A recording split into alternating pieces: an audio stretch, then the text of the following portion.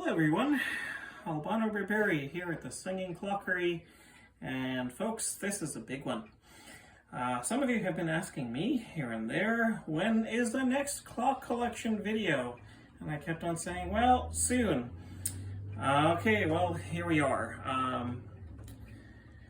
Clock collection video of 2021, and this one is a little bit bigger because there are a lot more clocks. So actually, this is part one of a two-part collection update. This part will focus on all the clocks that are currently in my apartment. So, without any further ado, let's get started. And we will start with something that should be familiar to you all. This 1904 Ansonia Clock Company mantle clock, known as the Pulford Striker, strikes on half hour and the number of hours on a coiled gong.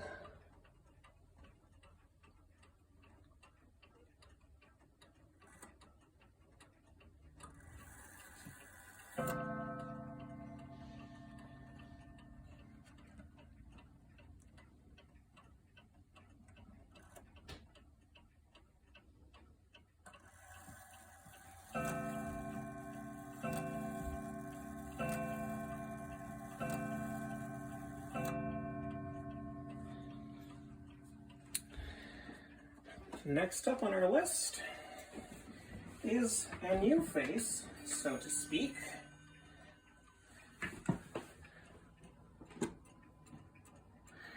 This is a presumably 1970s Seth Thomas cathedral or steeple clock. It has a German movement in it, probably Herschede movement. Strikes on half hour and number of hours on a very mellow, sweet single chime rod.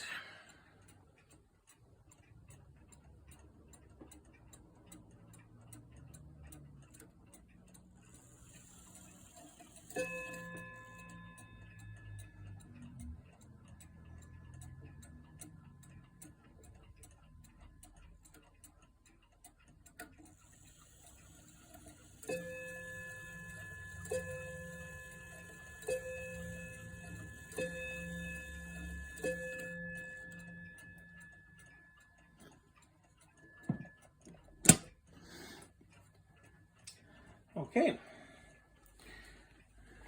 next up is this lovely wall clock made sometime in the 1980s by the new Ansonia Clock Company out of, I believe it's Linfield, Washington, or Linwood, I should say. This clock also has a German movement, Herschede 1051-031 or 031.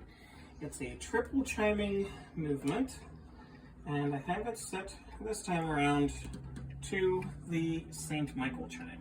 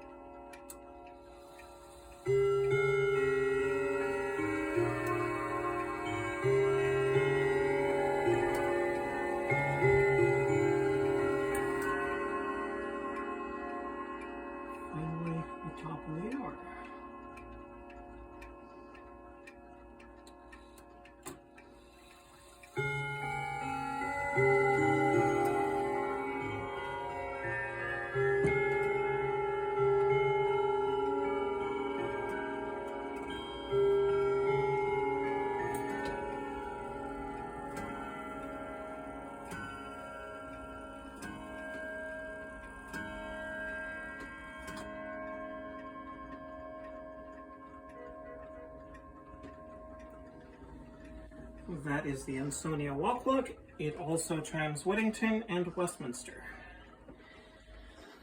Now turning our attention to my shelf of clocks here. I'm sure some of you who watched my previous collection will recognize a few familiar cases. Let's start from the top down with this lovely Herschede Model 10 dual chime Westminster and Canterbury tambour clock. This was made sometime in 1927 or 1928. This is the Model 204 with a Model 10 movement. And here it is for you today, chiming Canterbury.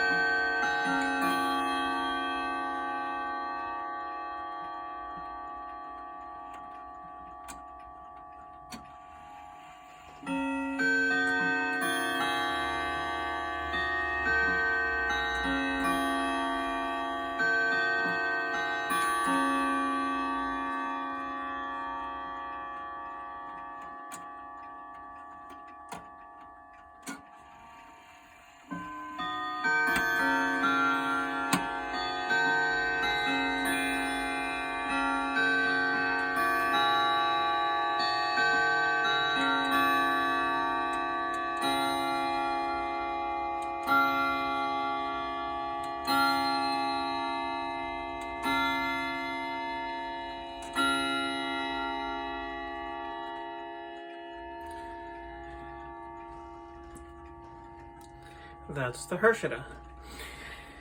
Next up is one of my favorite clocks in my collection. This is a circa 1932 Hamburg American Clock Company dual chime mantle clock. It chimes every quarter hour on either Westminster or Trinity. I got this fairly recently, and I've just been enjoying this clock so much. So I will chime it for you on the Trinity chimes. It's about to go off anyway, but we'll hasten it a bit. Okay, I guess we'll wait for some others to have their say. Here we go.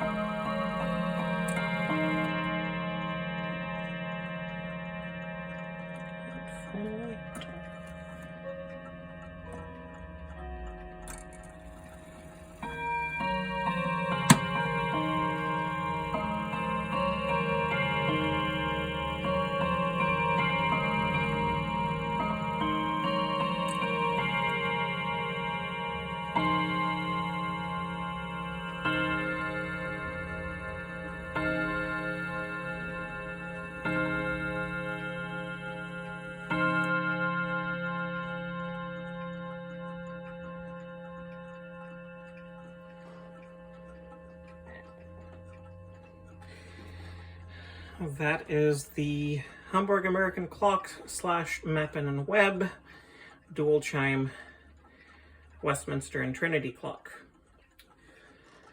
Directly beneath it is a brother. This is also a Hamburg American Clock Company tambour clock. This is a Celebrate clock, one of the Celebrate line of clocks, marketed for George Bergfeld in New York. back in the 20s.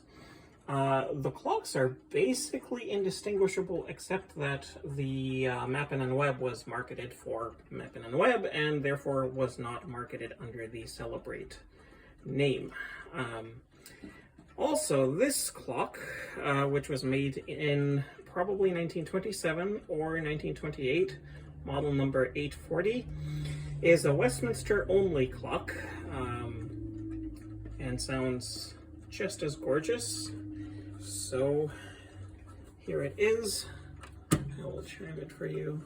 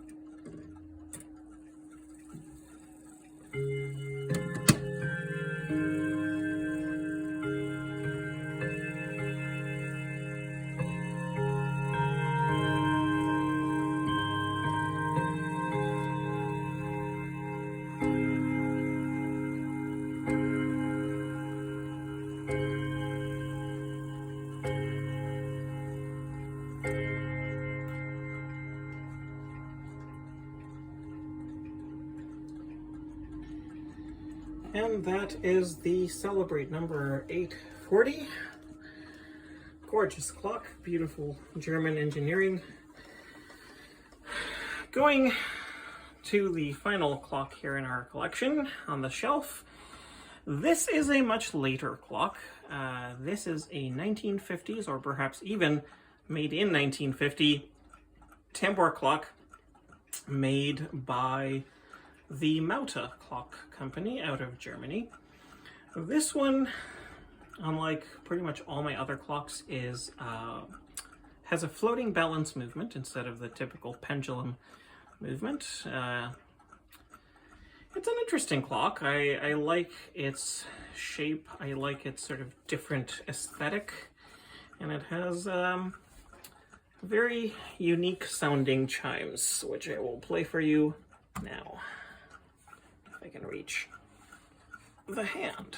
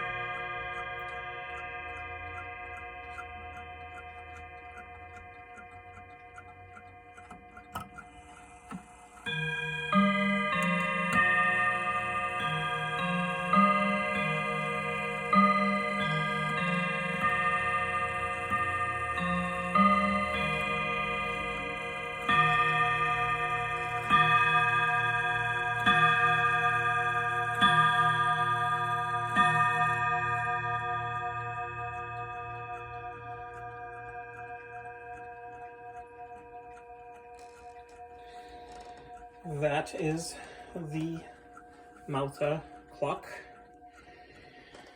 Moving on from the shelf now, and going all the way to the far corner, is a pretty new addition to my clock collection. This is one of several Junghans bracket-style mantle clocks, or bracket clocks, I guess would be the better term for that, that I have. This is a Westminster chiming clock. It's got a movement in it labeled A10, which dates this clock to the first half of 1910. And it has a pretty lovely sounding Westminster chime, which will be demonstrated next.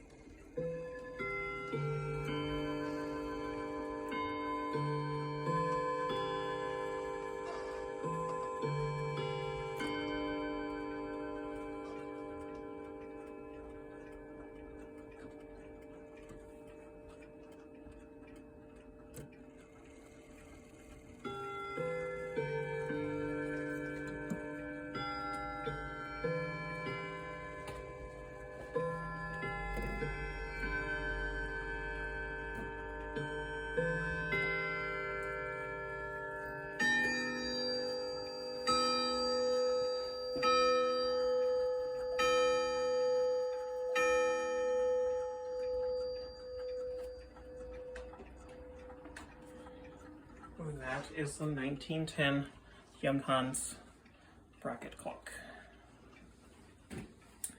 And as it so happens, here is another Junghans bracket clock.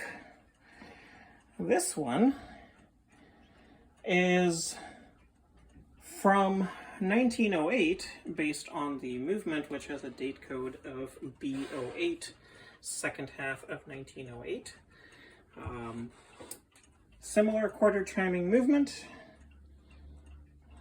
pendulum clock, and is especially sweet and resonant.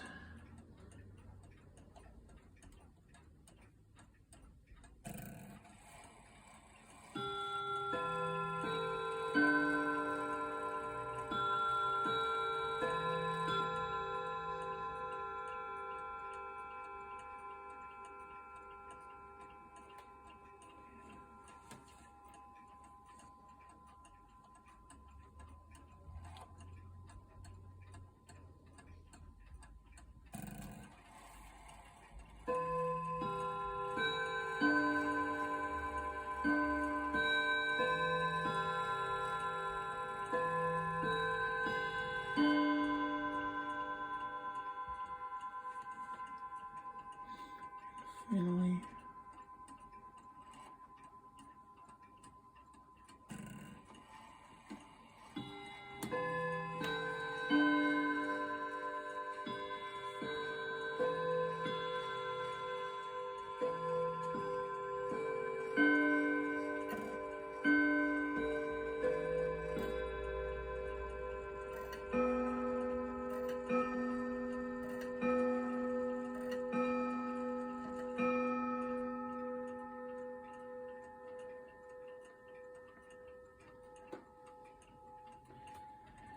that is the 1908 Junghans bracket clock.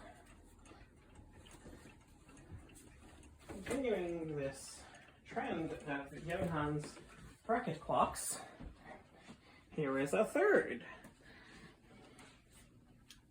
This one has a movement in it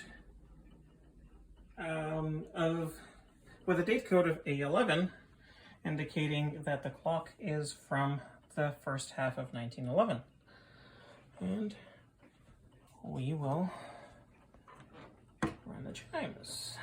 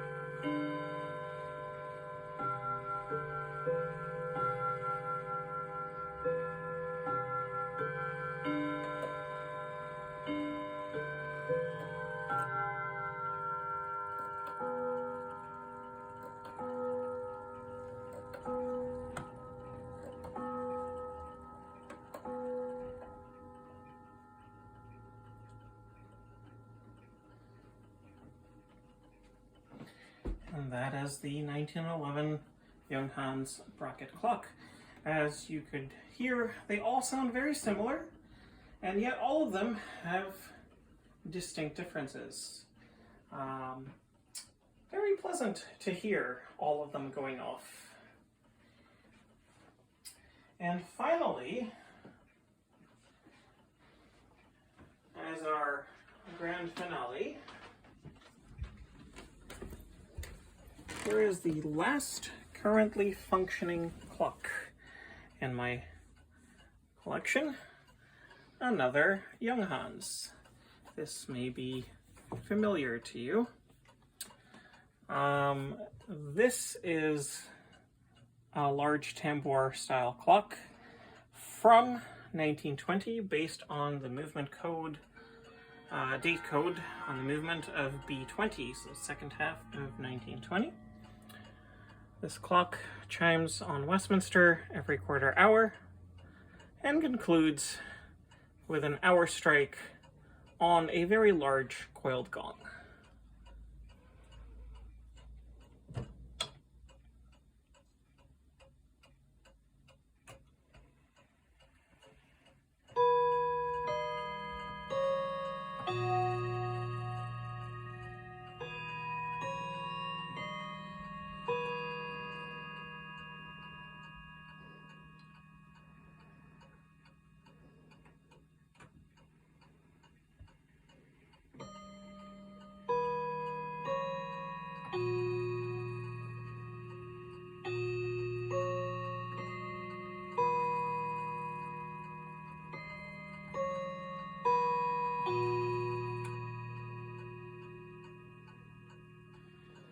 As you've probably noticed, the chimes on this are very slow.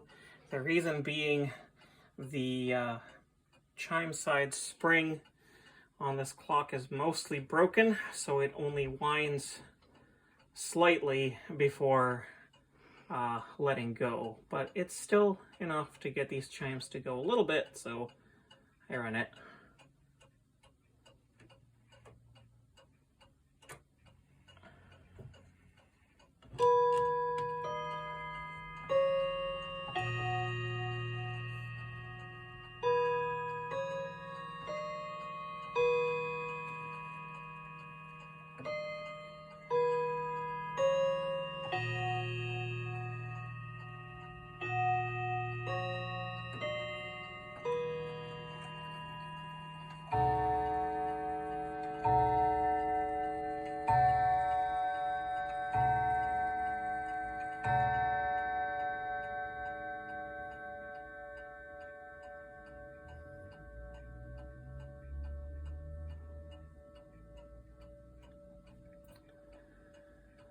Well, there you have it, folks. The last clock demoed on this collection update. I hope you have enjoyed all these clocks, and feel free to share in the comments, you know, what is your favorite clock from this collection, or multiple favorites if you have them. Why do you like them? I hope you have enjoyed. And if you have any questions, comments, concerns, feel free to share, and stay tuned for part 2 of the collection update coming very, very soon. Thanks for watching.